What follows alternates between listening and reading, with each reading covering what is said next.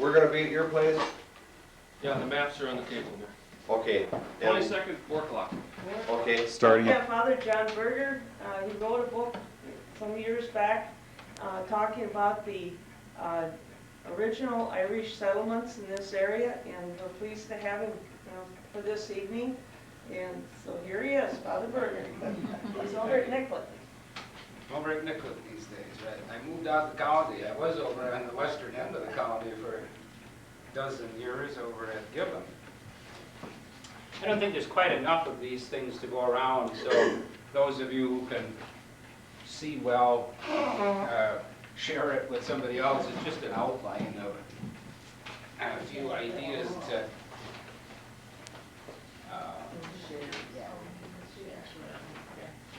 you don't really need it, but just kind of helps to hang a few comments on. I don't know that I'm going to tell you anything that you don't know. No, it's just a one-pager. And probably everybody that's here, I suspect, is interested in local history, so you probably know as much as I do. I got into this an awful long time ago, in about 1958 or 59. In 1958, the New Ulm diocese came into being as a division of the Catholic Church in this part of the state. It was the 15 western counties from here to the Dakota border were separated from the archdiocese at that time. And with that, there was a kind of a push for parishes to do some parish histories if they didn't have any.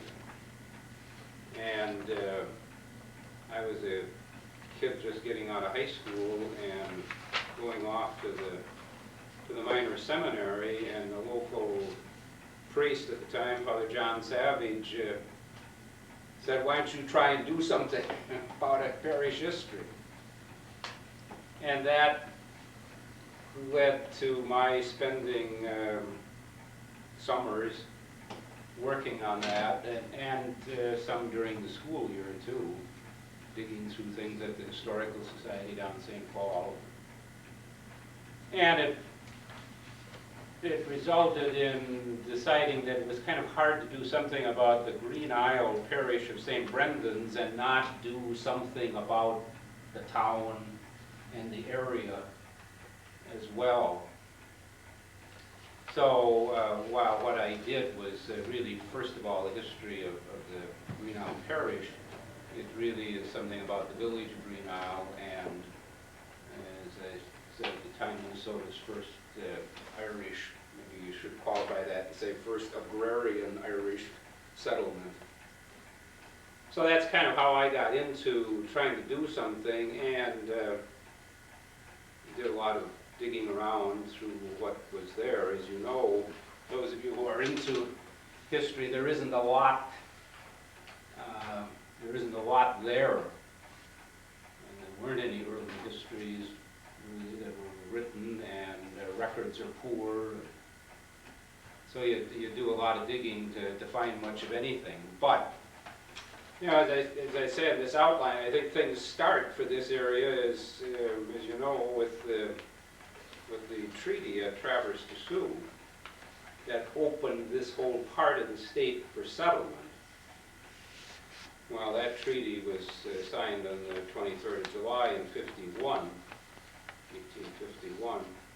And that's not much happened, as far as I know, that year, as far as anybody, settlers coming in, but boy, the next year, it certainly did start happening. And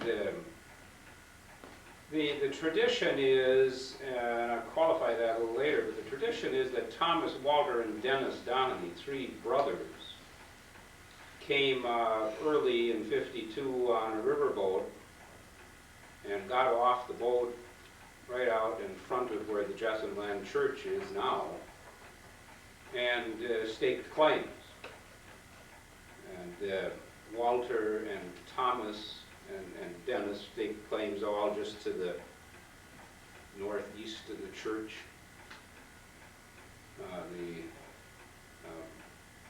What's her name? Alice McCormick lives on what was Tom Donnelly's claim. Right next to the church is where Walter, my great-grandfather, his place was. I don't even know who owns that now.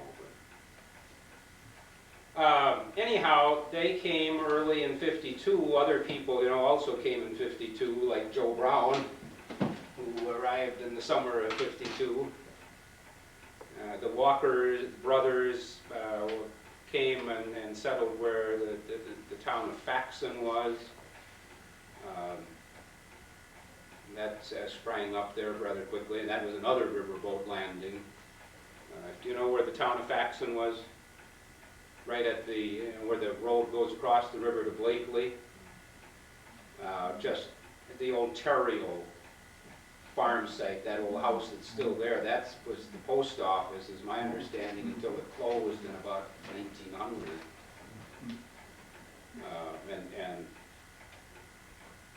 Faxon quickly sprang up as a kind of one of the riverboat landings that amounted to something, with a few stores and a blacksmith shop and a hotel and all that small village that you'd expect to serve a pioneer community. But anyhow, I think what's probably more accurate is that Tom Donnelly alone came in '52, staked claims, and the story is that he probably didn't stay the winter, but went back to St. Paul.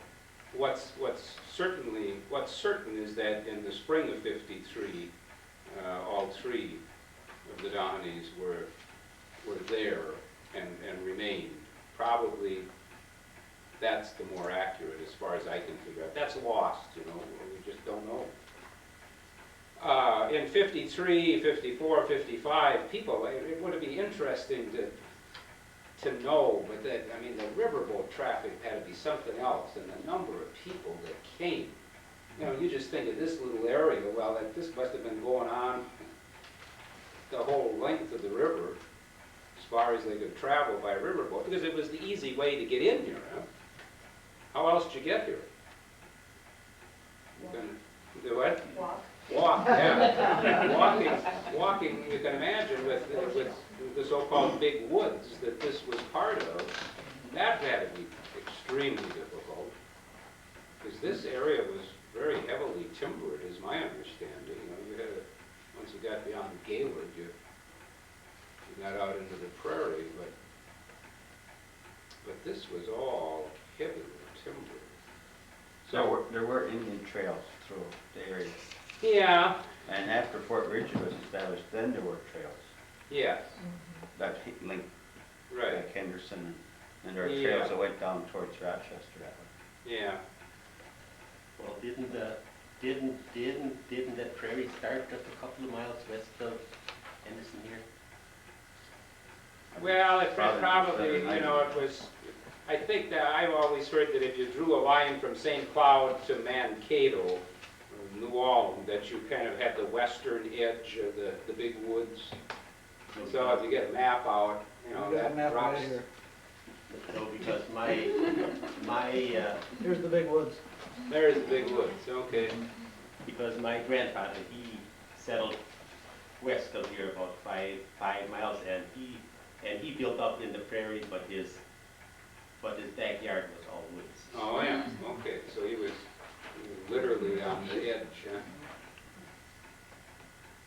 Yeah, I would imagine that it wasn't an abrupt, No, spotty. yeah.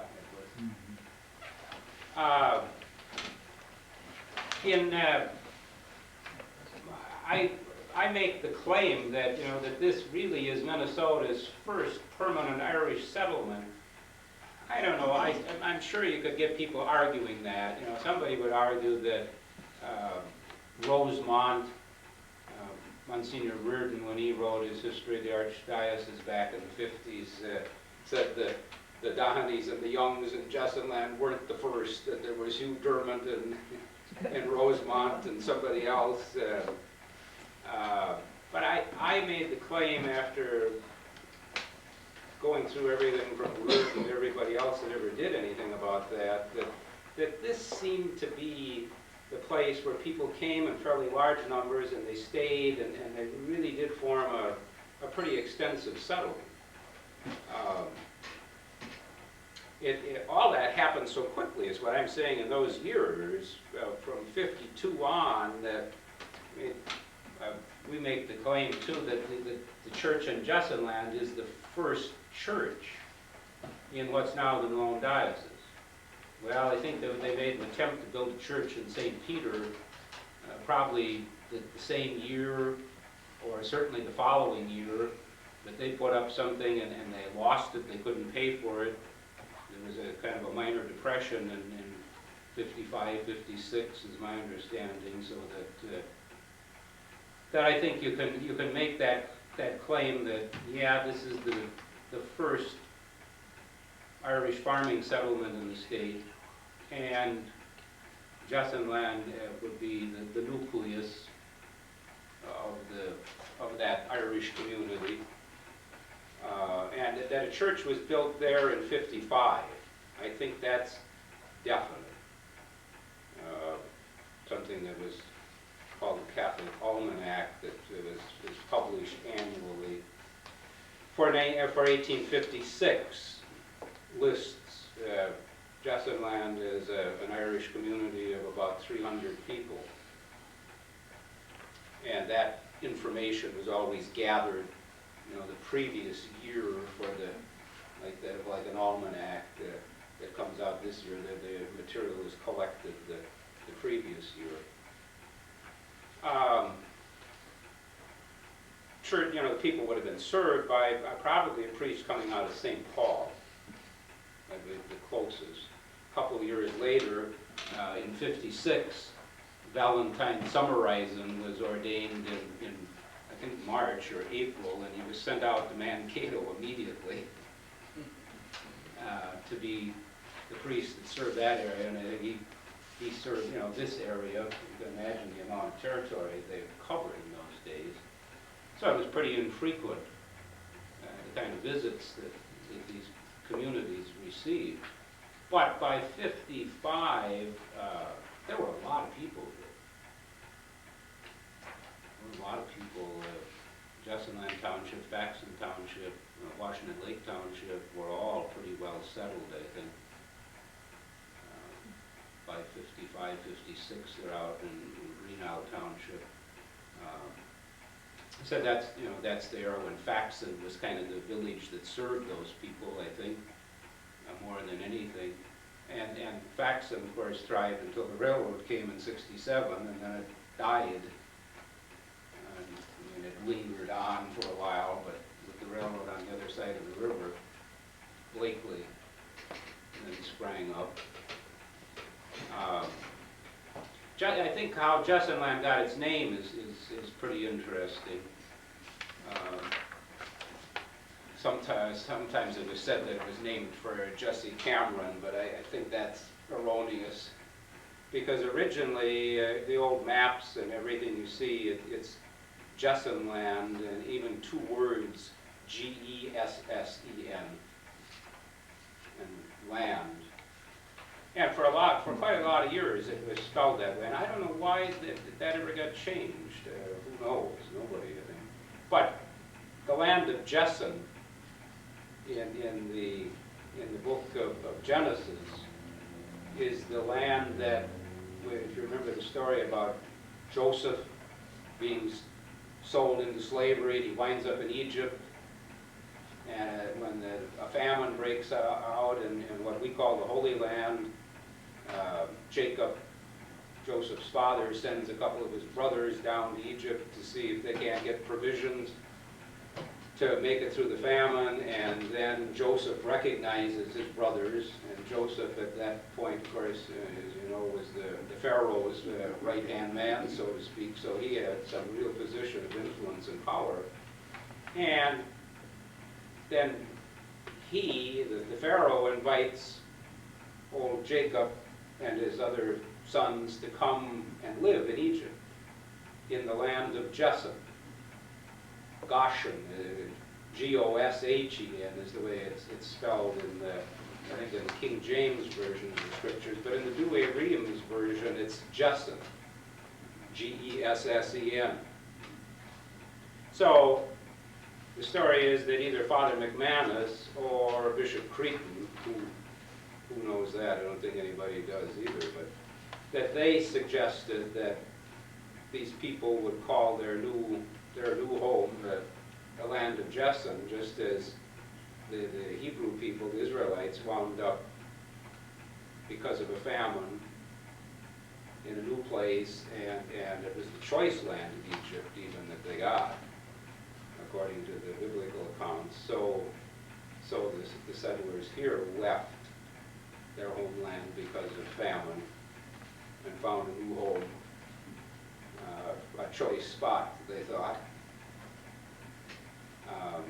I'm sure that's how the name came to be. I just don't think there's any disputing that when you give the spelling of it and the tradition that, yes, it was even Bishop Cretan who suggested the name for the place.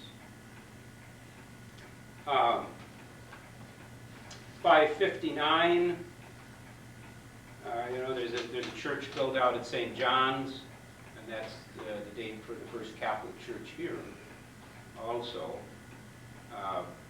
By 1862, for the first time, there's a resident pastor in the county now for this community, Father Theodore Vinn.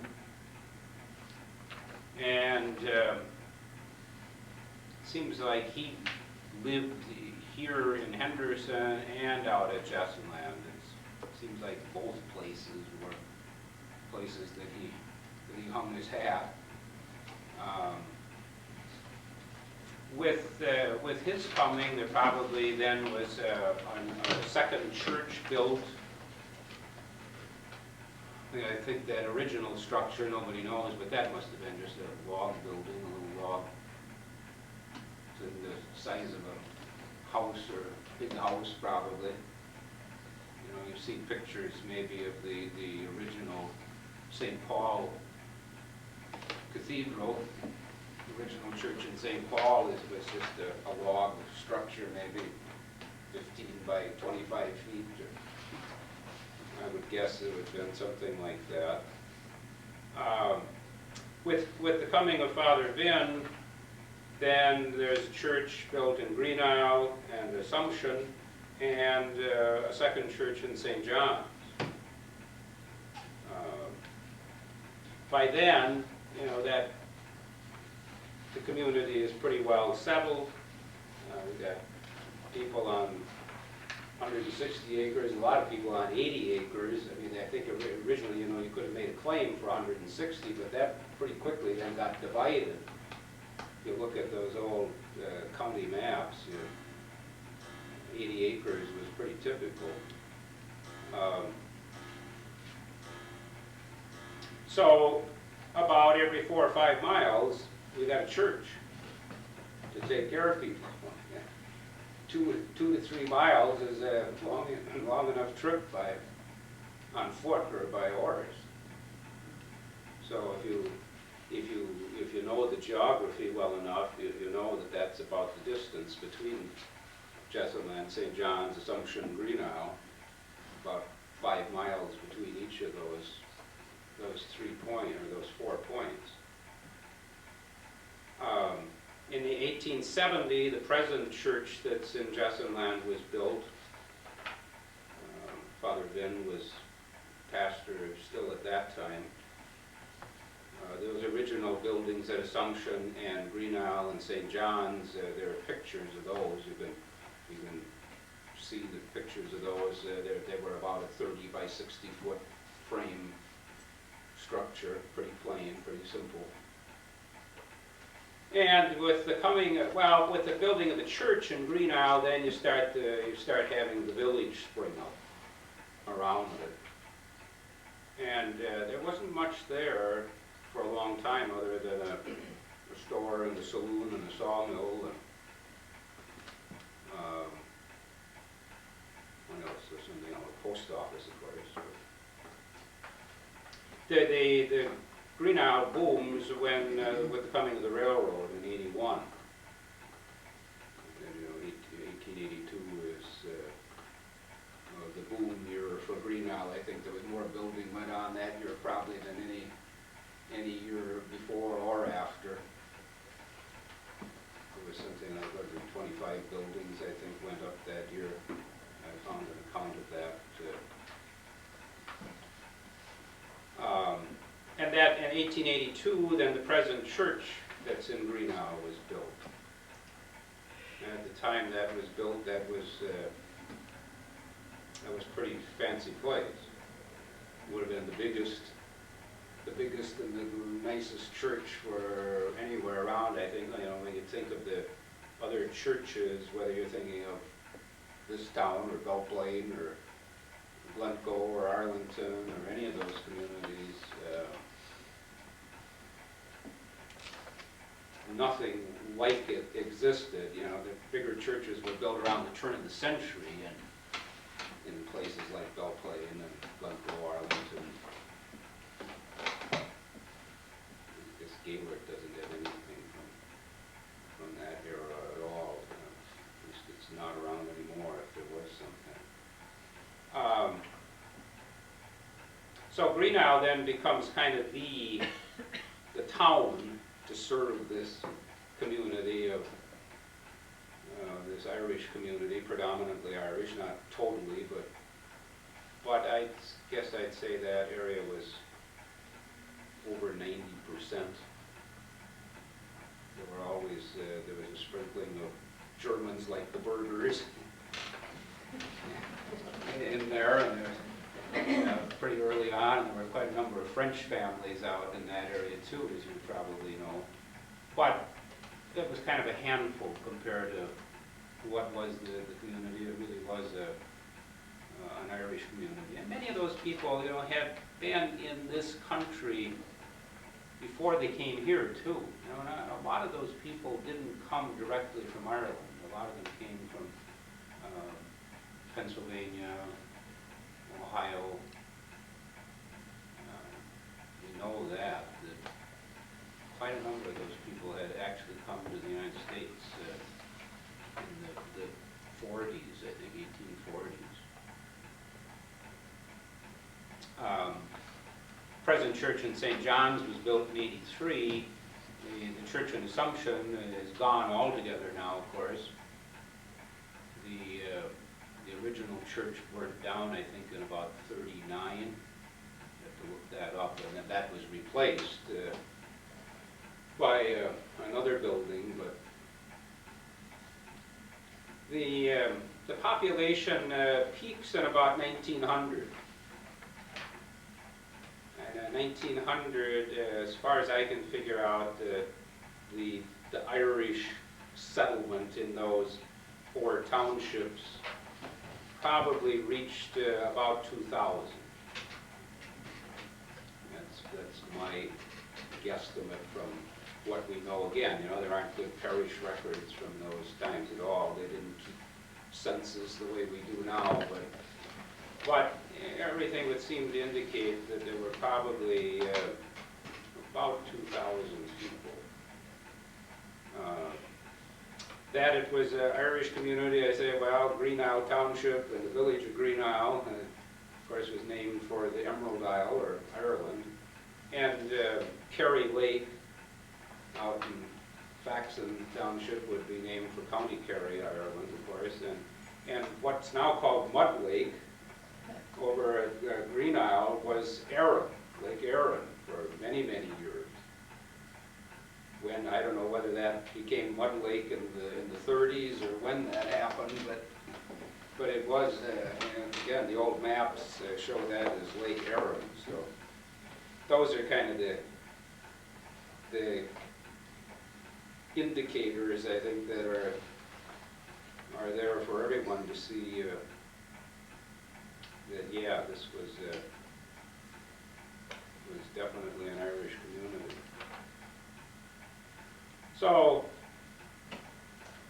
what am I saying? I guess I'm saying in summary that it has its beginnings in 1852, which, as far as I can figure out, makes it the first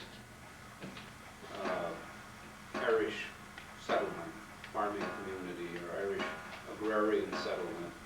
And it spread out from the river out to a few miles beyond Greenough, and probably numbered about 2,000 people in its glory days of 1890 to 1910. You can see after 1900, the township populations were already dropping off.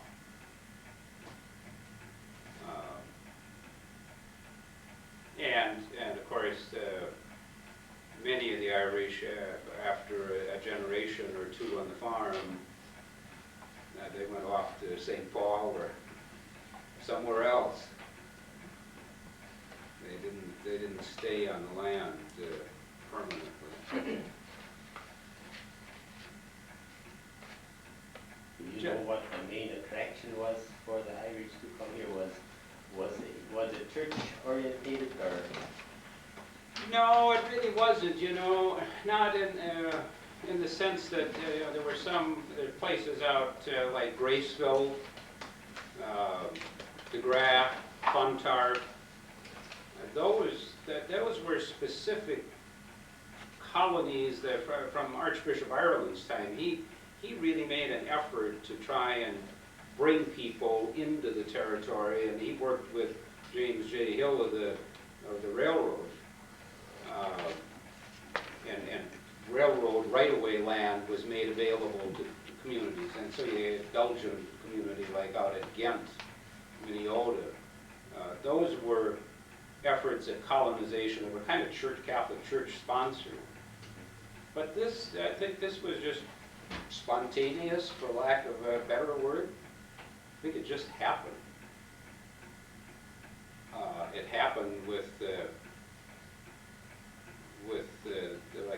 Donnellys, were in Pennsylvania before they came here. There were quite a number of those people out in the Jessamine Land area that came out of Ohio.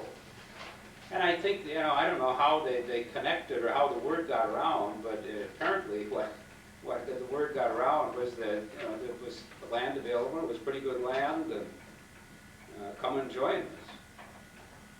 But there wasn't any concerted effort on the part of the Catholic Church to bring these Irish Catholics in here, no. These guys that come, did they come by themselves, with their family, or what? The first people?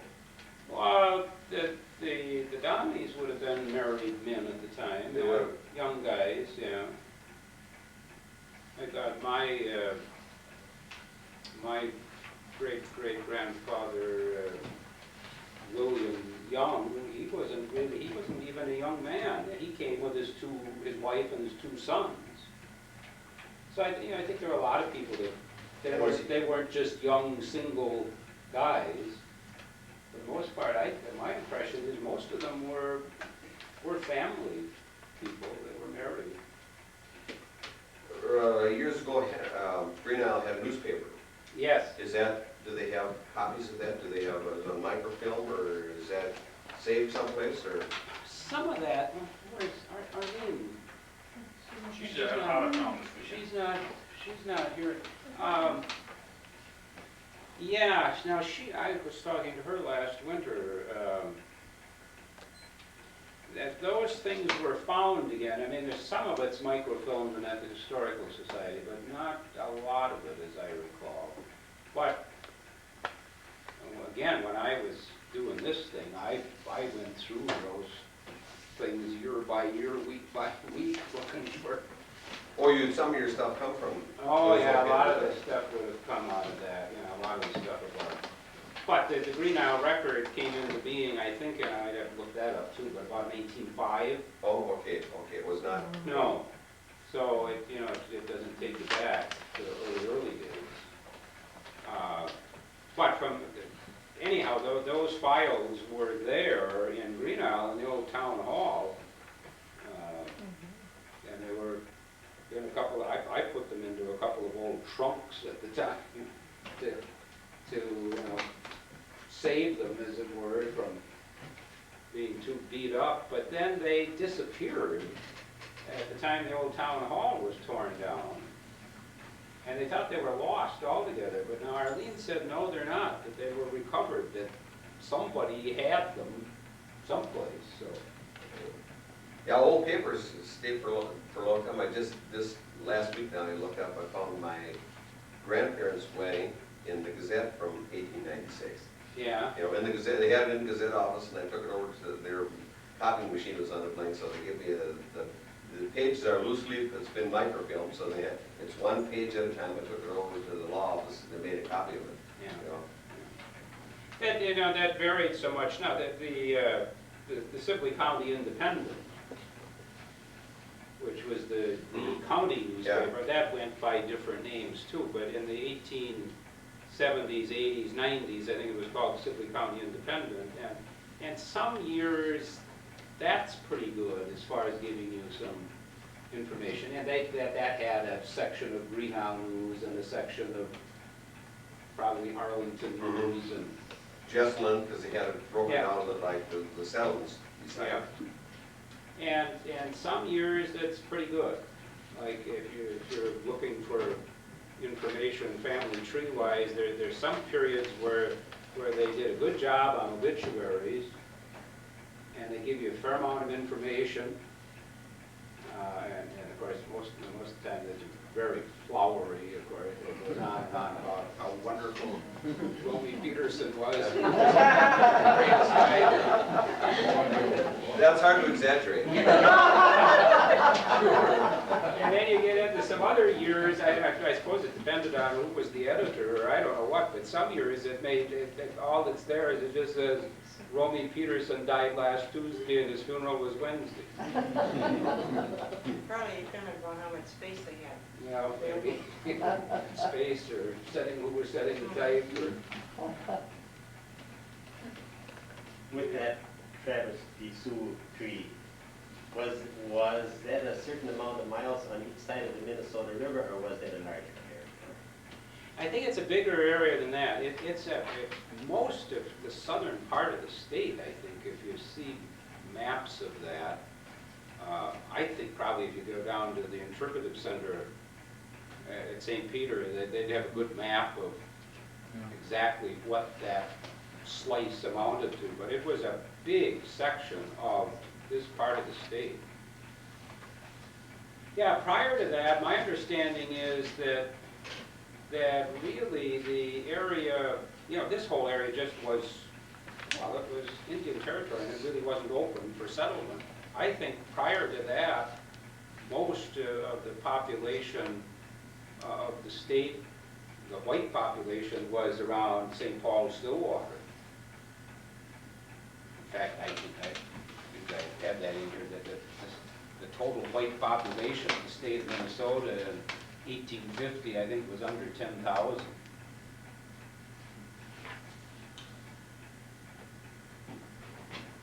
Yeah, and according to the 1850 census, the total white population of the territory was 6,077, with an Indian population of about 25,000. There wasn't just a whole lot of them either then. No. That's a big area, 25,000, Yeah, Yeah, because that would have been part of North and South Dakota besides, all of Minnesota, or not. Maybe, yeah. Yeah. The winters are tough, they aren't going to Yeah. walk here and live out there in North Dakota, no protect. So, that's just absolutely amazing when you think of the influx, the waves of, they talk about land rush, and the little Wild West stories of like Oklahoma or some of those, well, the same thing went on here too, I'd say. But they must have thought that the land went on forever. I bet they thought that, Yeah. as far as you could imagine, there was just no end to there. There would never be an end to the land. Yeah, and it did. That was, when you think of, first I guess you think of, I say, well, when you think of their limited mobility, but on the other hand, when you think of those people, the hardship and the way of travel, well, perhaps they came from the old country and then halfway across this country.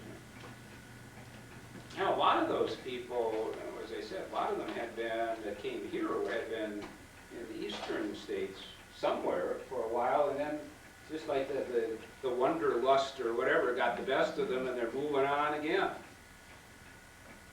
One of my great-grandfathers kind of pretty much lost everything. Had done rather well and had pretty much lost everything, and he made a trip down to Texas the year my grandfather was born. Going down, you know, he was ready to move the whole darn family down there. But coming back, he died of a sunstroke. So they never left. Otherwise, they would have left here and they would have gone on yet one more time. I heard some of the reason for that double migration was they wore the land out in the east too. It was trapped infertile. Oh, really?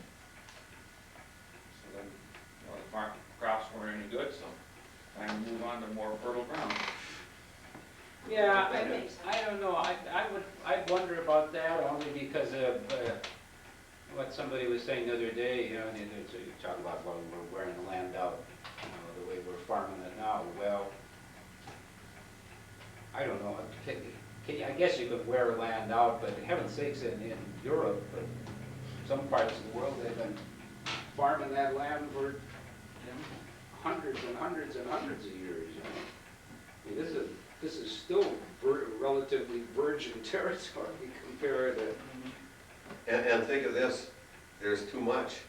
If that would be the case, why are we getting more and more corn every year? Yeah. And getting less and less for it? Yeah, they're playing with genetics in the corn now where they didn't before. Yeah. I don't think the land is wearing out. It's more organic than.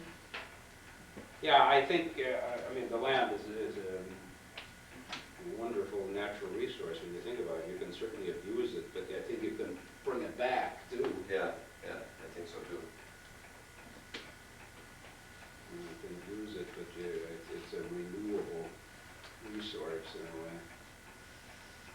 And probably when they were out east, they were not landowners, you know, and when land opened up here and they were able to homestead land, I think that was an incentive.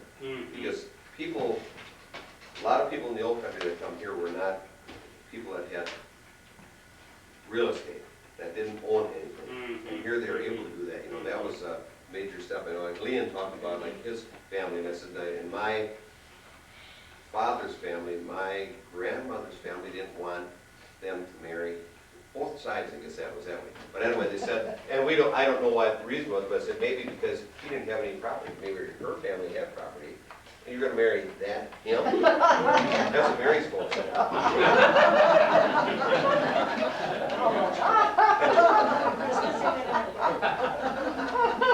Well, that certainly would have been true for the Irish. You know, the Irish, for the most part, you know, that the land in Ireland was controlled by English landlords. And so the native people were pretty much slaves. You might as well call it what it was, because the English landlords controlled things, and you worked on their estate, and you got an acre or two to try and support yourself. Plus you have a potato famine over there too. That's right. But see, a lot of these people would have come pre-famine, actually. You know, the famine hit its peak in the early 50s. So the first people here actually, I think, got to this country ahead of the famine, or they were getting out as it began, but then they really came in. Then they start going home with the relatives that say, Sure. here it is. Sure. Yep, you can get 160 acres here. Yeah, that'd be a plantation over Yeah, there. yeah, right. Is that good? That's right. I mean, when you think of these people, they come in to get 160 acres. Now, prior to the Civil War, you talk about homestead, but prior to the Civil War, what was it? It was preempted or something. It was some other kind of arrangement. You still got got the land for little or nothing. But the Homestead Act came with Lincoln, I think. Yeah, I suppose before that, you could just say that's mine, probably. Stake your Stake your claim. claim, yeah. Yeah. Stake your claim and go to the courthouse. You gotta live at it on it for a certain period of time, and also you gotta put a building on it in most cases. Yeah. And then it was your owner, and then it was your ownership, you know. Oh, okay, okay.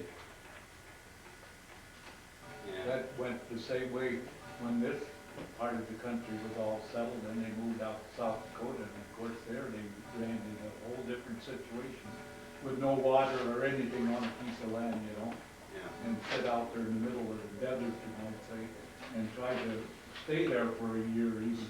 Yeah, Got to be a big deal. yeah. Mm. I remember we went out to South Dakota one time, and someplace out close to the Badlands, there was a sod house there. And I said that many times, you know, that if you come all the way across the country, why would you ever have stopped there? You know, that, I mean, you've seen all this lush stuff up till now, you know. This was all pretty well taken already when that opened up, see? And people still had those ideas in their head, they could go out there and start farming and make a living. Well, it didn't end up that way, you know. No, that was pretty, where we were, in that particular part where that sod house was, that was pretty much, pretty desolate there, I thought. After grass period. Yeah, I don't know why, but this Dennis Donnelly, he and a couple of his sons, his wife, I suppose, too, if she was living. I don't know, she might have been dead. But anyhow, they wound up out near Devil's Lake, north Was of that Florida. right? They moved it away Yeah, from they went on from here. here? Okay, are these people that are here, are those descendants of these very same Donnies? Because there's a name, that Donnie name was around here yet. Yeah, they would be, yeah. Yeah, there's, now the side that I'm descended from there is almost, well, the name has died out. From You ran out of sons? Walter, yeah, Oh. yeah, Walter, that's right. Well, I want everybody to know that I have a grandson, so that we're not gonna run out of Peterson yet for another couple generations. Better watch out, he's gonna whip out the pictures. Barry's bringing pictures along. It's amazing how much those things can change when you think of, I think probably if you take a walk through the Jessamine Land cemetery, I think Shaughnessy maybe is the most common name there. Well, there are no Shaughnessy's here anymore. Green Isle Cemetery has, I think, 14 family lots in the cemetery that are McMahons. But that was the most common name there. There's not a McMahon left. There would be some descendants, but the name's gone. You wouldn't think that that could happen from some of these families that were so prominent and so. Yeah, but you had flu epidemics and you had those epidemics, and they wiped them out pretty quick. And that, but if there's no sons, then. That's right, but I mean, the epidemics had a real good way of cleaning them off too. Yeah. Yeah. Some of those people that moved in too were not, I suppose they were settlers in a way, but they were also speculators. They would settle a piece of land here and farm it for the number of years required and sell it and make pretty good money on it, and go and settle a new spot and do the same thing right over again. And they were actually speculators rather than farmers. So that happened quite often.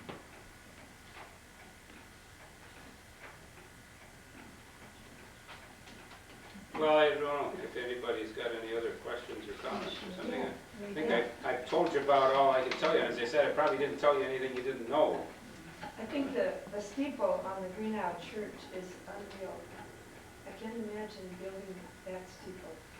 Yeah. Yeah.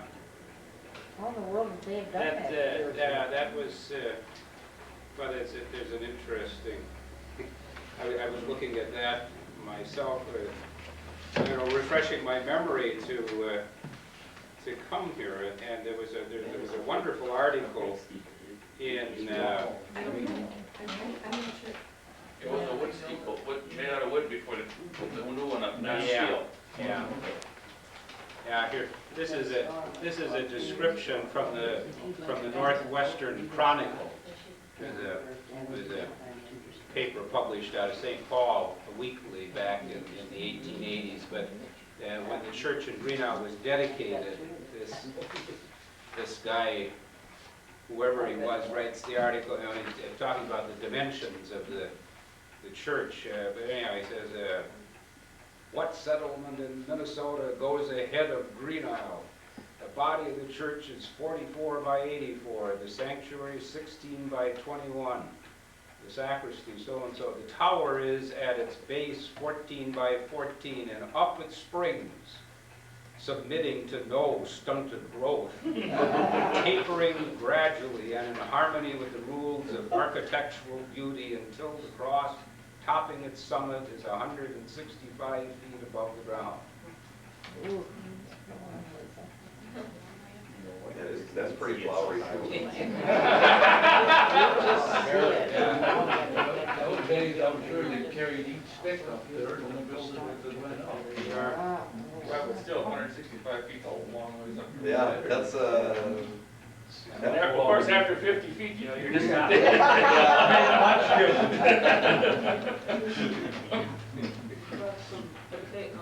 That's southern stuff. Yeah. Do you know what year your relatives actually did come to America? No, You don't. no.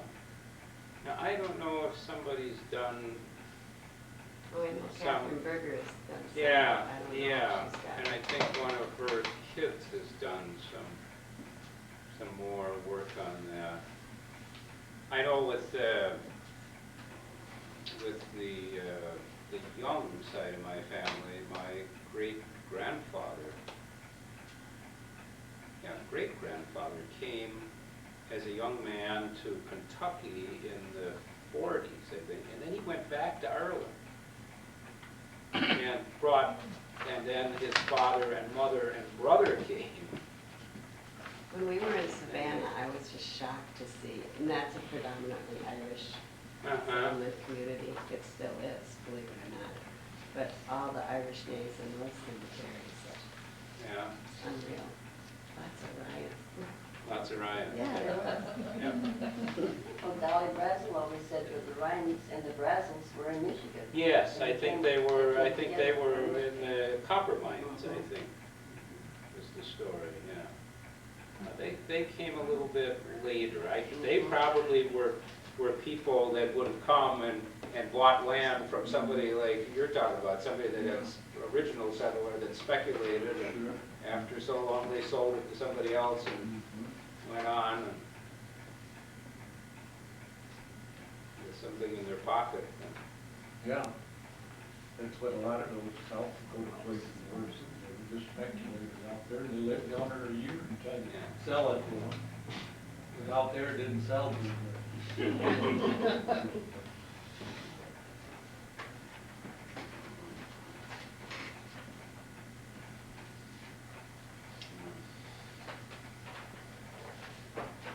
Anyhow, thank you. Welcome.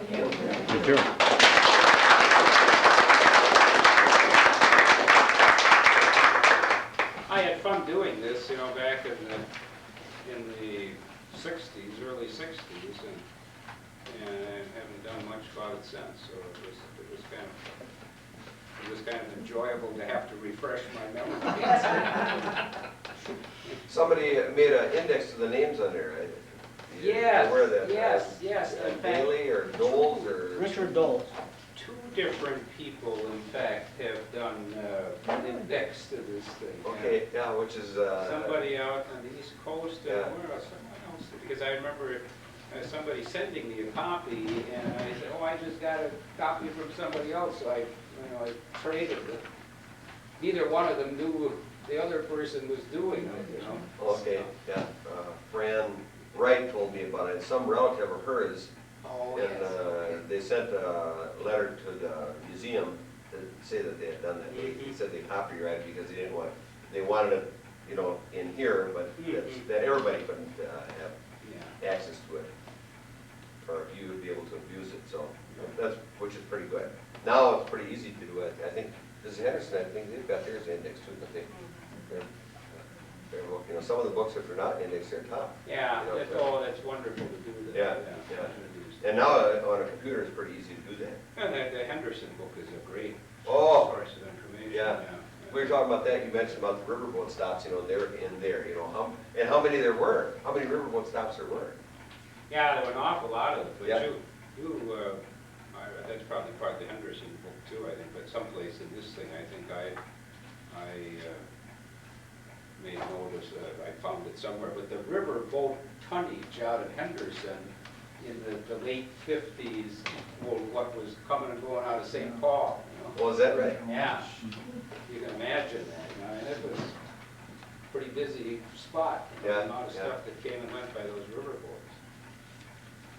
And of course, that's what gave this area a big advantage versus something inland in the state of Minnesota. At least there was pretty good transportation in and out of here.